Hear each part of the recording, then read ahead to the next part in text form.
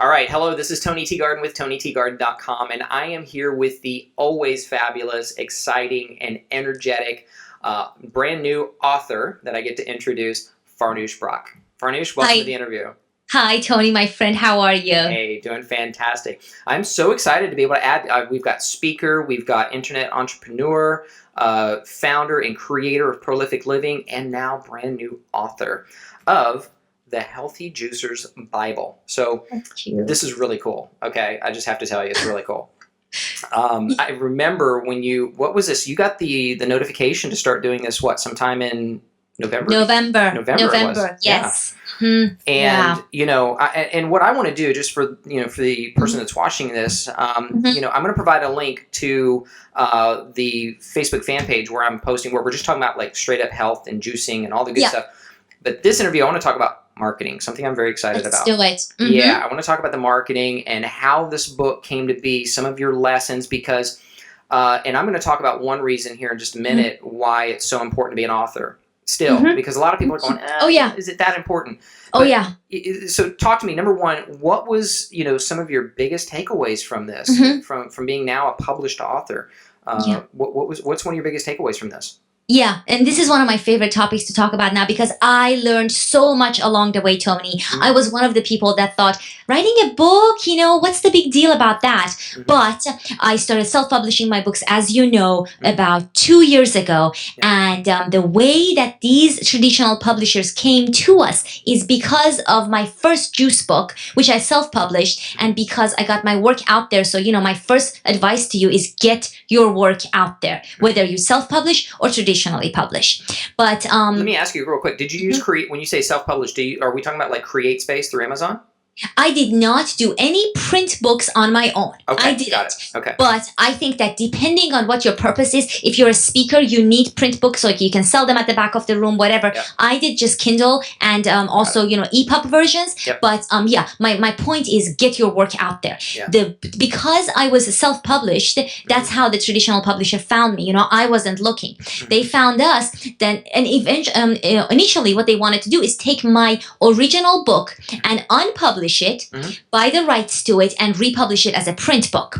And I actually turned them down. I said, I'm selling enough on that. I don't want to give up the rights, and I'm not interested. Yep. And we spent another week or so. Do you want me to go into that process of what happened next? Yeah, would love to. Yeah, person who's looking to launch a book. I mean, this is important. Yeah. So my first advice to you is don't just jump at anything that comes to you. You have to check with your priorities. I wanted to keep that book as it was, but we kept talking, and the publisher was very persuasive, and they wanted a juice book. So we came to an agreement that we're going to leave that juice book alone. We're going to leave the rest of my juicing business alone, but I'm going to write a brand new book. And it's going to be on an expanded topic. It's not just going to be green juicing. It's going to be the whole world of juicing and building it as a habit.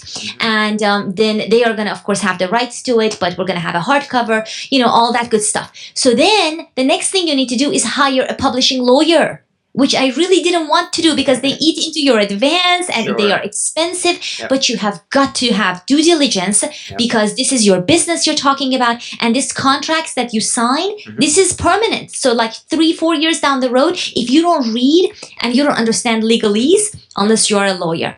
So find somebody. There's a price and there's a cost, right? The price of the attorney is far less than the cost of not incorporating them and covering their Absolutely. Absolutely. And I did a lot of research on whether I should even do this, and the answers came back that you absolutely should.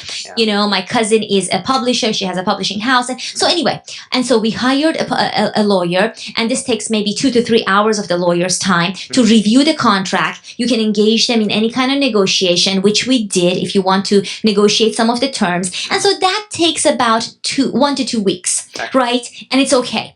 But not if your publisher is under such an aggressive deadline, which mine were. So every day that we're working on the contract, I still agreed to turn the manuscript to them 5 weeks from now. Wow. And so we agreed, and then it was time to get into the book. So I'm going to let you lead us into the marketing aspect and just, wherever you want to go with this. Yeah, I remember, and again, I'm going to post a link. You did a phenomenal post around your timeline of this process. And so we're going to link to that here below the video because I just thought that was so profound. And that's what, I was like, oh my gosh, I've got to talk to you about this. Just the overall pressure that I know you were under, because you were traveling at the same time, weren't you? Oh my gosh, I was, and I was speaking, and it was the holidays, it was Christmas holidays, and it was, it was intense. Okay, so go ahead and tell me. Talk to me about discipline. Talk to me about discipline. Yeah. Come on. I mean, everybody else would have been like, oh, I can't. I've got, this Christmas, I got this. But you did it. And not only did you did it, but you did it in amazing fashion. Thank you. So you have to have your own standards for your work, right? Yeah. The publishers actually gave me a lower word count. They were okay if I took content back from my old book, but I had this standard that I wanted to write a brand new book because many times I have read books by authors, a second book, which is 80% the same as the first book, Tony, and it drives me crazy. Yeah. So I didn't want anyone who buys this book to really have anything in common with the first book. So it was going to be brand new. It was going to be longer. It was going to have certain sections. As far as discipline, let me tell you, once you sign a contract, you are bound to that contract. Otherwise, you lose the deal, you lose the money, everything is over, and you're just not going to feel good about it. So once I committed, it was a matter of just, scheduling everything in advance. Yeah. So my husband was my accountability partner. You absolutely need an accountability partner, even if you are super disciplined, right? So hire someone or just sign someone up, a good friend like Tony, for instance. I would have come to you if he wasn't going to do it. Right. And so then you need the outline. That's the first thing you need to do. And you need to stick to the outline, because as writers, we love to write and get creative. And if you don't stick to that outline, you're going to run out of time and it's not going to work out well. So what you do is you look at the deadline. I had 5 weeks, 5 weeks. And one of it was, doing the whole contract. I think it was less than 5 weeks. Okay. I had all this travel and I had speaking engagements and the holidays. So I worked, I set aside 1 to 2 days for coming up with the outline. Okay. And you have to do it very quickly, very aggressively. Decide what you're going to cover in your book, and you have a pretty good idea. This is your topic, your expertise. Right. Then you work backwards and you calculate roughly how many words per chapter you want to stick to that, and then also how often you have to turn around and have a chapter. Basically how much you have to write per day to produce that. At the end of the time frame, you have to set aside a week for when everything can and may go wrong. Have you heard of Murphy's Law? Of course. It does. Yeah. No matter how well you plan. So you have to set that aside. And this person that's your accountability partner should also be the person that can actually verify your work. Yeah. Because you're too close to it and you're in a hurry and you can just make mistakes and what have you. So what we did is, after the outline, I had 1 day to do introduction, 2 days to do chapter 1, so on and so forth. At the very, very end, I was going to do my photos, my layout, my index, and then the editing. As I was finishing my chapters, I was turning them over to my husband to read, and I was not looking back at the work I had done. This is something Stephen King talks about too, where you do the work, you set it aside. You don't want to look at it. And then at the end of the 4 weeks, when I had been writing chapter after chapter and he was reviewing them, I wasn't looking at the work. Then it had been some time since I had looked at the first set of writing. Then I go back and I look at the writing. And that distance helps you look at your work more objectively. And then go through the revisions that, let's say, your accountability partner has done for you and incorporate them. And then you do all the revisions. You read one time for editing. Then when you finish, you have to read and maybe reread just for flow and for, coherence and all of that good stuff. The last thing we did was we were incorporating pictures. That's really important because you want your work to be beautiful and inspiring. Yeah, that's one of the great things about this, by the way. There's some just absolutely amazing pictures. Yeah, absolutely. Yeah. And then the cover layout, you have to do the cover, put a lot of thoughts into the cover because the covers do sell the book. And my publisher had already picked a title. So the Healthy Juicers Bible, that was it, but then there is work for the jacket, all the bio, all the work. But at the same time, as I was doing all of this, I had to set aside about 1 to 2 days during that really aggressive deadline to still get the word out. So it is never, and you probably agree to this, never too early to market. No. So even though I wasn't focusing on marketing, I was telling people that I'm going to be coming to them and asking them to review the book or look at it or talk to their people about it. So I had set aside some time for that. And then, of course, some time in the end, because you are going to run out of the deadline and things are going to go wrong, which they just do. It just happens. So yeah, exactly. Okay, so I'm going to turn it over to you and see if that helps. Yeah, it does. No, it's just that's immensely helpful for anyone who's looking at this. Now, let me ask you this, because we get a lot. You touched on something, and you get a lot of bloggers. Obviously, you've been a successful blogger for quite some time now. You've been featured in lots of I could go on with third-party validation. How different is it writing for a blog as opposed to writing for a book, like a physical book? So different. So different. Yeah. So a book is a self-contained a gift. It's something that's, it carries your thoughts. It's completely self-contained. Yeah. And a book is, of course, longer, obviously, but you think of it differently. I mean, the outline in itself gives it the tone. You have to be prepared to do a very a big commitment. This is a big commitment. Okay. Yeah. A blog post is not a big commitment. Writing a book, even under aggressive deadlines, is a huge commitment. And you're gonna feel like you want to give up. You're gonna feel like you don't want to work as hard to keep the quality, so you start to maybe compromise. If you're working on a hard deadline, you have to really be vigilant about all that. And if you can't do it, your accountability partner has to do it.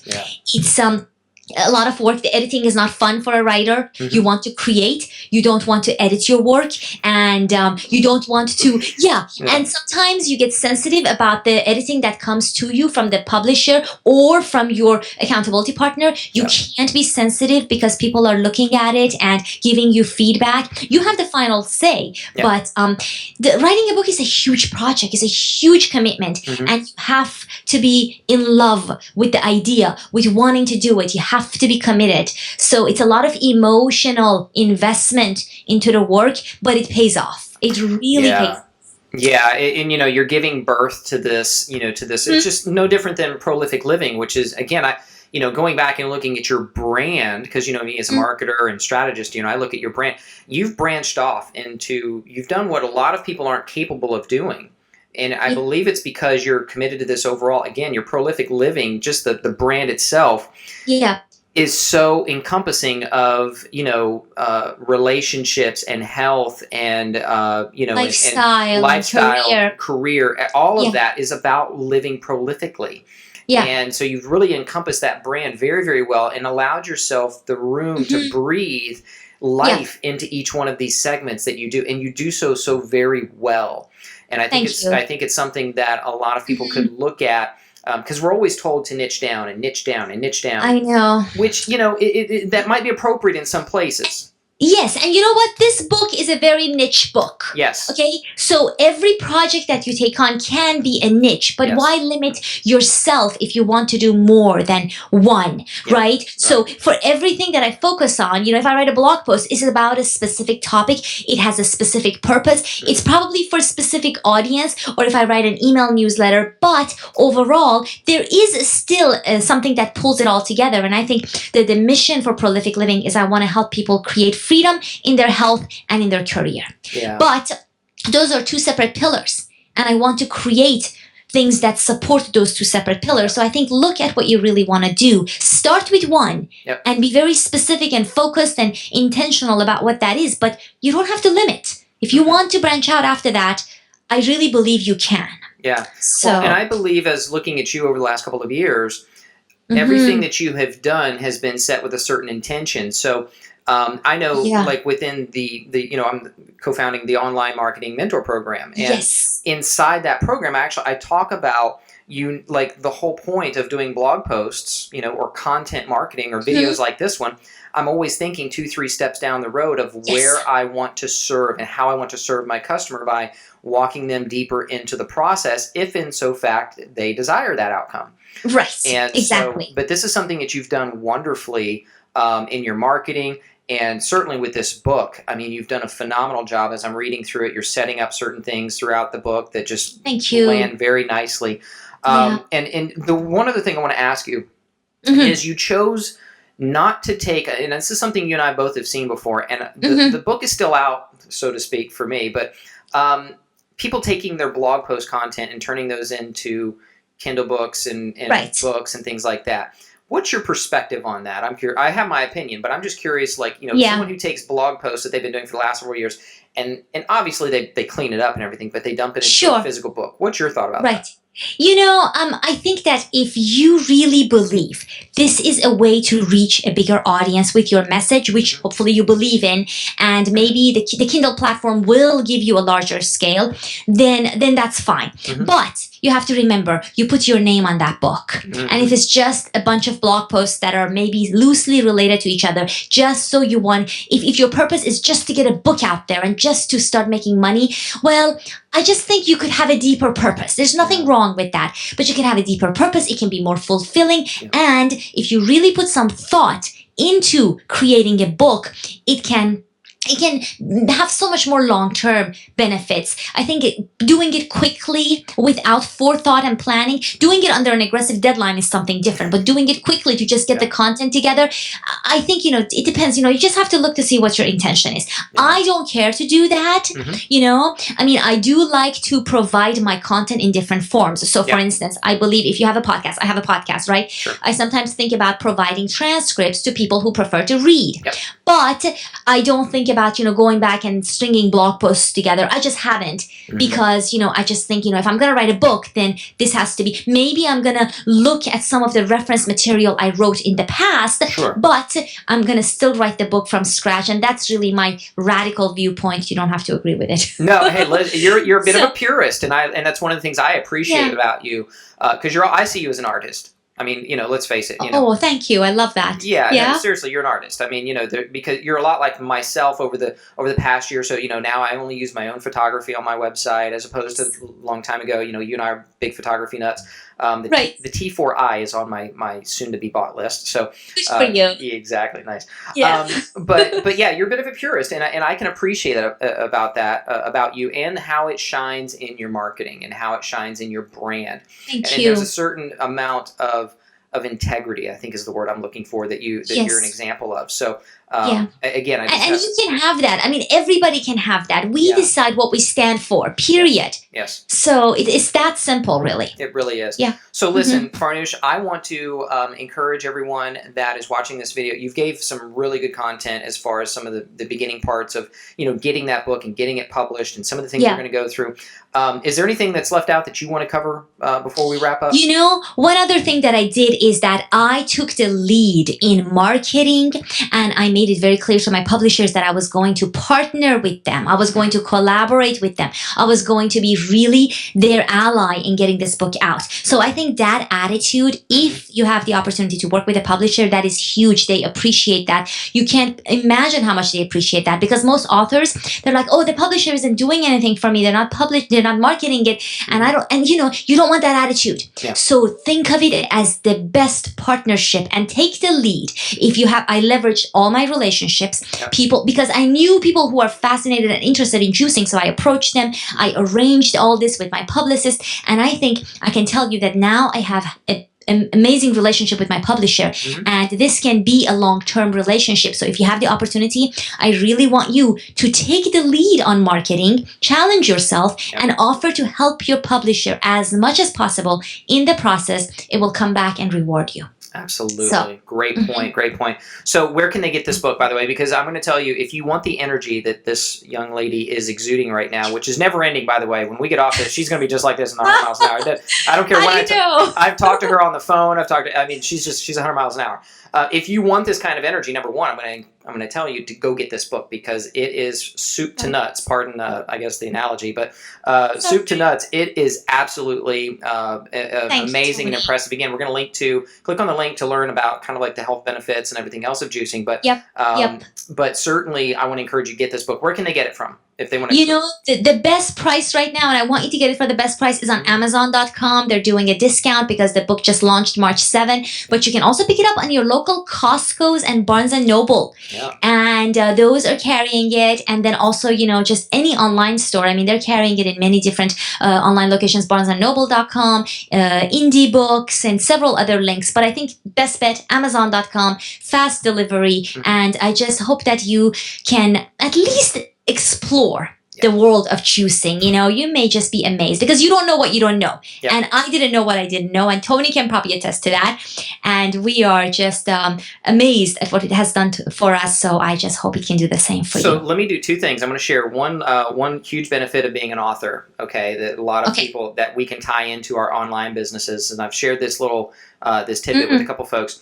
When you are a published author, there are lots of magazines out there that will require, lots of them that don't. But I'm a big fan of getting people who are subscribers at a very high interest rate as opposed to a low level interest rate or interest level. So what I suggest is to take some of your content, and not just you, but I'm telling the person that are watching this, take some of your blog content, your real good quality content that's got lots of social proof and comments on that, and submit that as an article. You can do this online.